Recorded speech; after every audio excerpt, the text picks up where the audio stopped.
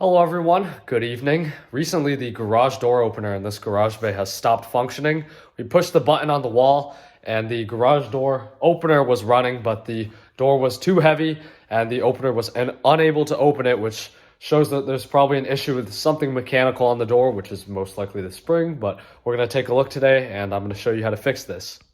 I'd like to say that garage door springs are one of the most dangerous things you can fix in your house because they have a lot of potential energy in there. So if you let one rip while it's fully charged up and it hits you in the face, that's going to be really, really dangerous. So before you touch anything like this, first of all, make sure you're competent, comfortable. It's up to you to judge whether something's safe or not. So that's at your discretion, but never stand in the way of a bar when you're tensioning it, obviously.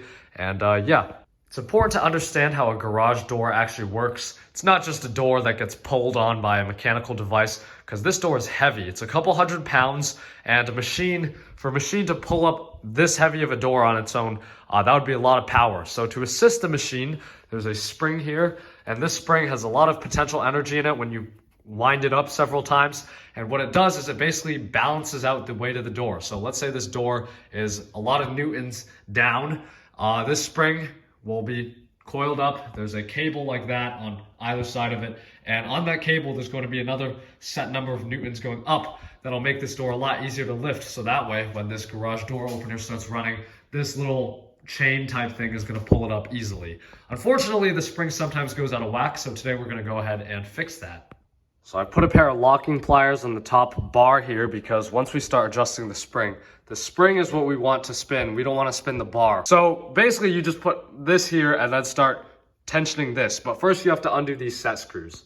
So you're going to need some sort of rods. It is actually the next day because it took me about a day to get these rods. I had to borrow them from my high school. But you can see these just fit into these holes really, really nice. If you think you're going to be able to torque this spring with like a little rod, like that's a nail or a bolt, then you're crazy because you're not. So you're going to need something fairly long and really, really strong, which these are. Again, exercise caution, put on some safety glasses because in the event something were to happen, you don't want anything to get in your eyes. So first thing you're going to do is make sure you have one of the rods currently holding pressure on this thing. And then you're going to apply some tension, and then you're going to start undoing these set screws. So here you can see I'm adjusting this spring. It's actually kind of a scary process, especially doing this for the first time, because as soon as you get rid of those set screws, then the spring will start pushing down and it's really tight. So you just kind of tighten it or loosen it depending on what you need to do, and then try it. It's a lot of trial and error. And then based on how the garage door feels, whether it's really heavy, in some cases, if you tighten the spring too much, it'll pull the garage door up, and that'll also make it hard to open because it'll jam those little rollers. So just adjust accordingly. So I finished adjusting the spring. There will be a sweet spot when you finally adjust it, and then the garage door opens perfectly. So I've kind of reached that. You can see the door is closed. I won't lift it all the way. It's actually a few days later. I forgot to film the finished product. But if you lift the door, it'll go up easily. And then also when you let go of it, it won't slam down. It'll slowly go down, but then you would just pull it like that slightly. It goes down.